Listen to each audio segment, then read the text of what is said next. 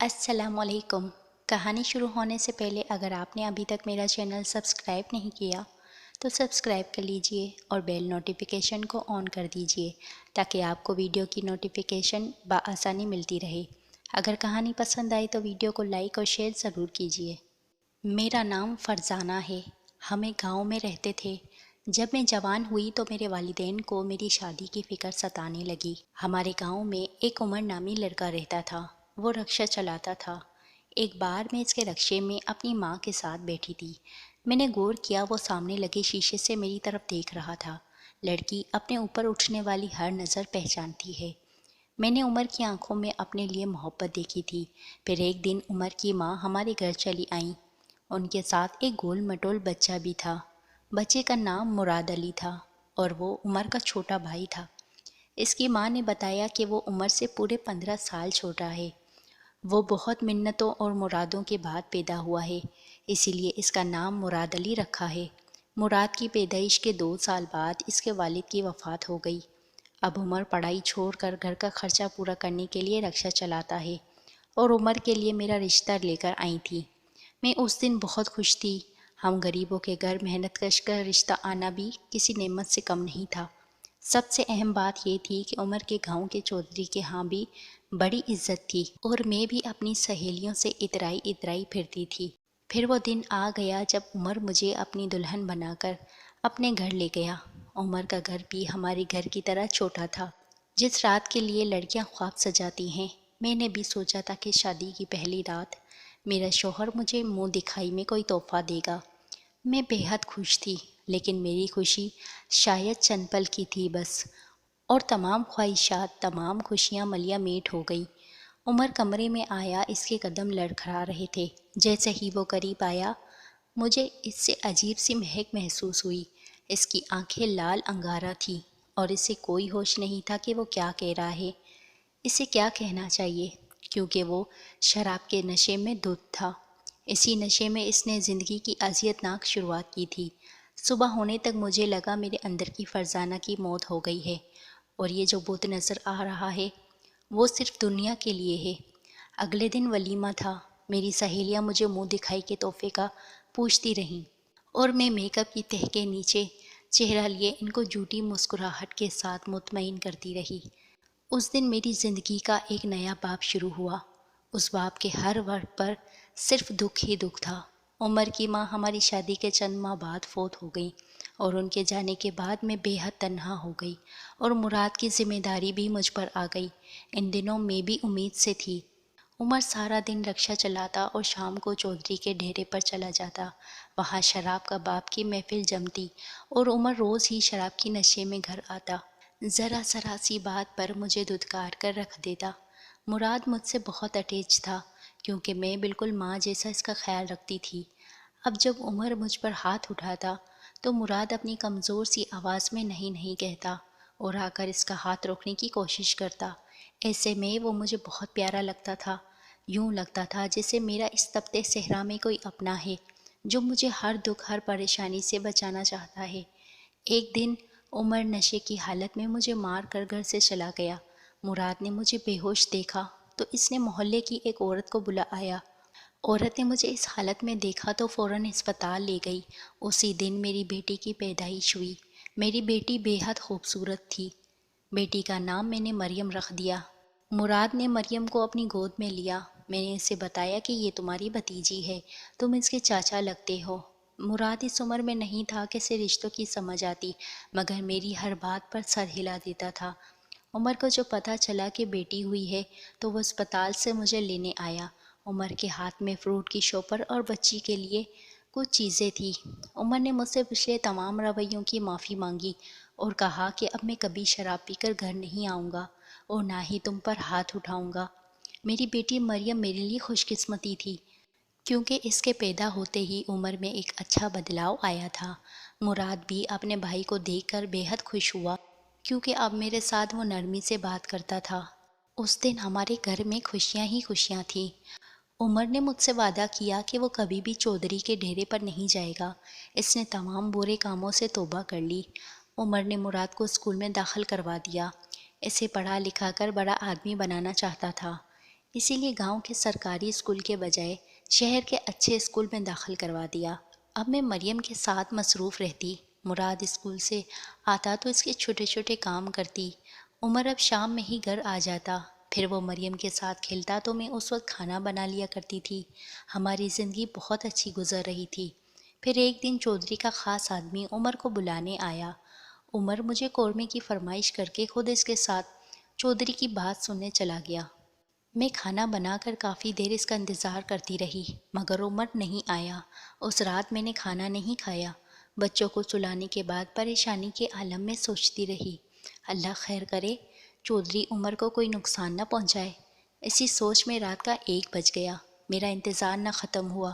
مجھے عجیب سا وہم ستا رہا تھا۔ خیالات نے اپنی گرفت میں لے رکھا تھا کہ 2 بجے کا وقت تھا۔ دروازے پر دستک ہوئی۔ میں نے بےتابی سے دروازہ کھولا، لیکن اس وقت میری حیرت کی انتہا نہ رہی جب عمر نے لڑکھڑاتے ہوئے اندر قدم رکھا۔ وہ پھر سے شراب پی کر آیا تھا۔ میں نے اس کو اپنا وعدہ یاد دلایا۔ اس نے کہا تھا کہ کبھی شراب نہیں پیے گا۔ عمر نے سنی انسنی کر دی۔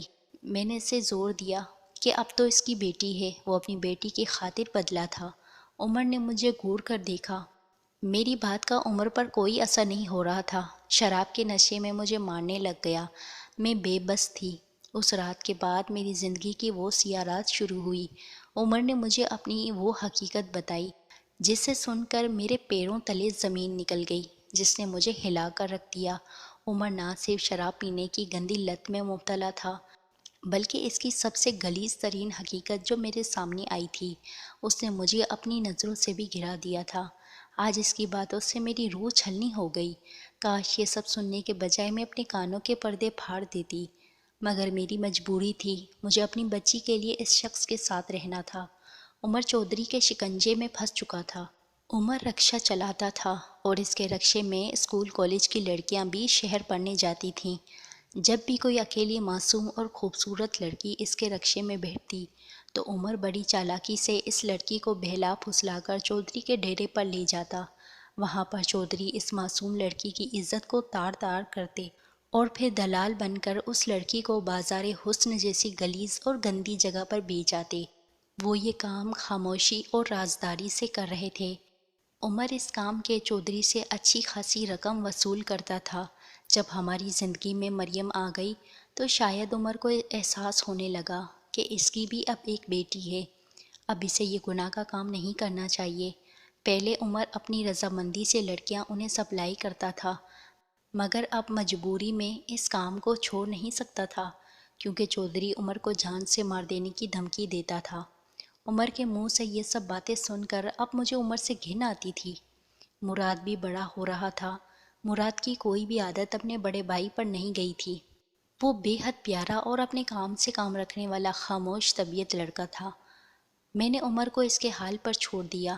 وقت گزرتا گیا، یہاں تک کہ مراد 15 جبکہ مریم 12 سال کی ہو گئی۔ مراد مجھے بھابھی کہہ کر پکارتا تھا۔ مریم اسے چاچو کہتی تھی۔ میرے لیے وہ بالکل مریم جیسا تھا۔ مراد کو میں نے اپنی اولاد کی طرح پالا تھا۔ اب مجھے عمر کی پرواہ نہ تھی، اس کے وہی شب و روز تھے۔ میں نے خود کو ان پریشانیوں سے اور فکروں سے آزاد کر دیا تھا۔ انہی دنوں ہماری زندگی پھر سے ایک طوفان کی زد میں آئی کہ سب کچھ ملیا میٹ ہو گیا۔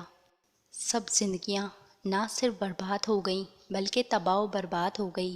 ایک دن عمر کے رکشے پر ایک بے حد خوبصورت تنہا لڑکی بیٹھی، جس کا حسن دیکھ کر عمر کی نیت خراب ہو گئی۔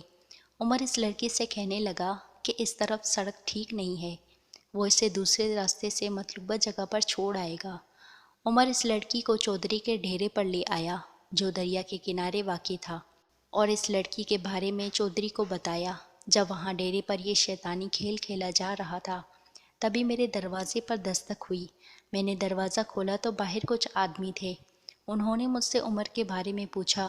میں نے کہا کہ رکشہ پر گیا ہے، لیکن ان کے انداز سے مجھے غلط ہونے کا احساس ہوا۔ پوچھنے پر معلوم ہوا کہ عمر کے رکشے میں دوسرے گاؤں کے چودھری کی بیٹی بیٹھی تھی، لیکن وہ ابھی تک گھر نہیں پہنچی۔ اپنے شوہر کا یہ کارنامہ سن کر میں نے دل تھام لیا۔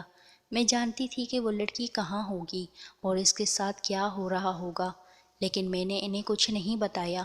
وہاں گلی سے ایک شخص گزر رہا تھا۔ ہمارے گھر کے باہر لوگوں کا مجموعہ دیکھ کر رک گیا اور پوچھنے لگا کہ کیا ہوا ہے۔ اصل بات کا پتہ چلنے کے بعد وہ شخص کہنے لگا کہ عمر کا رکشہ اس نے چودھری کے ڈیرے کی طرف دریا کے پاس جاتے ہوئے دیکھا ہے۔ اس کے رکشے میں ایک لڑکی بیٹھی ہوئی تھی۔ یہ سنتے ہی دوسرے گاؤں کے چودھری اور اس کے آدمی نے ڈیرے کی طرف دوڑیں لگا دی۔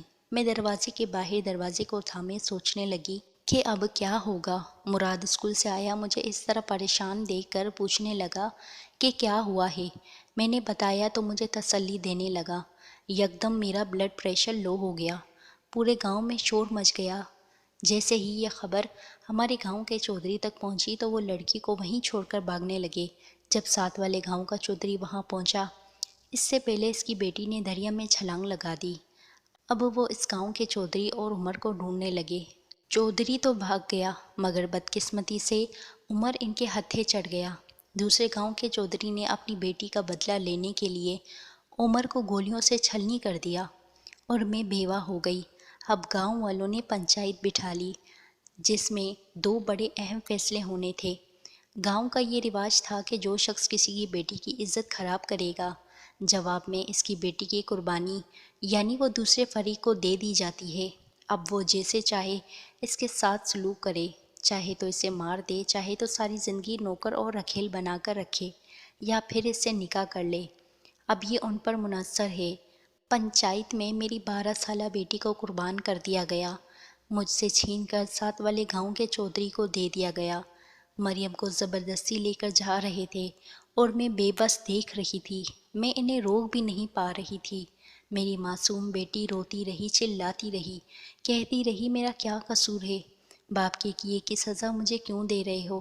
مگر کسی نے اس کی ایک نہ سنی اور چودھری کے آدمی میری بیٹی کو لے کر چلے گئے۔ میں لاچار اور بے بس ہو کر دیکھتی رہی۔ پھر اچانک میری زندگی کا ایک اور فیصلہ ہو گیا، ایسا فیصلہ جس کے بارے میں کبھی میں نے سوچا بھی نہیں تھا۔ وہ بھی ہمارے گاؤں کا رواج تھا، جس عورت کا شوہر فوت ہو جاتا اس کی شادی شوہر کے چھوٹے بھائی سے کر دی جاتی، جسے میں نے اپنی اولاد کی طرح پالا تھا۔ میں کیسے اس سے شادی کر سکتی تھی؟ میں نے بولنا چاہا مگر وہاں بیٹھے مردوں نے مجھے خاموش کروا دیا، جبکہ مراد بہت چیخا چلایا روتا رہا کہ یہ میری بھابھی نہیں، میری ماں ہے، میں کس طرح اپنی ماں سے شادی کروں؟ خدا کے لیے مجھے جان سے مار دو مگر اتنی بڑی سزا مت دو۔ ہم دونوں کی فریاد کسی نے نہ سنی اور پنچایت نے ہمیں میاں بیوی بنا کر ہی گھر روانہ کیا۔ عمر تو چلا گیا مگر اس کے جانے کے بعد ہم سب کی زندگیاں سولی پر لٹک گئی۔ میری جان سے پیاری بیٹی مریم کو باپ کے کیے کی سزا ملی۔ چودھری کے آدمی زبردستی مریم کو چودھری کی حویلی پر لے گئے۔ وہاں چودھری کی ماں نے مریم کو دیکھ کر چودھری کو اس کے پاس جانے سے منع کر دیا۔ شاید یہ میری ماں کی کوئی نیکی تھی جو میری بچی کے سامنے آ گئی۔ چودھری اپنی ماں کی بات نہیں ٹال سکتا تھا۔ چودھری کی ماں نے مریم کو اپنے کمرے میں رکھ لیا اور پھر اسکول داخل کروا دیا۔ وہ اسکول کا سبق بھی پڑھتی اور اس کی ماں کی خدمت بھی کرتی۔ اس طرح 4 سال گزر گئے۔ مریم 16 سال کی ہو چکی تھی۔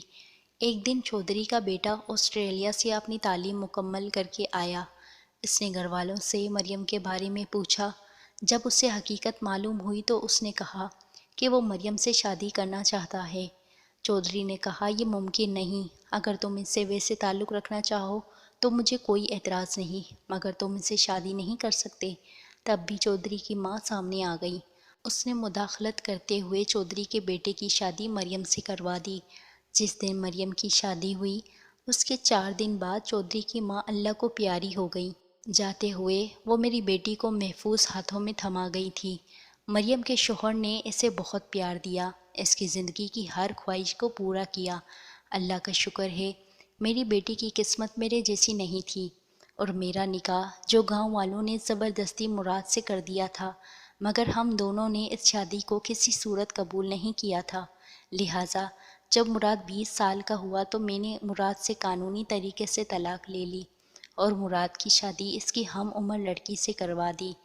اب مراد اپنی بیوی کے ساتھ بہت خوش ہے اور ہم سب ایک ساتھ رہتے ہیں اور الحمدللہ ہماری زندگی بہت اچھی گزر رہی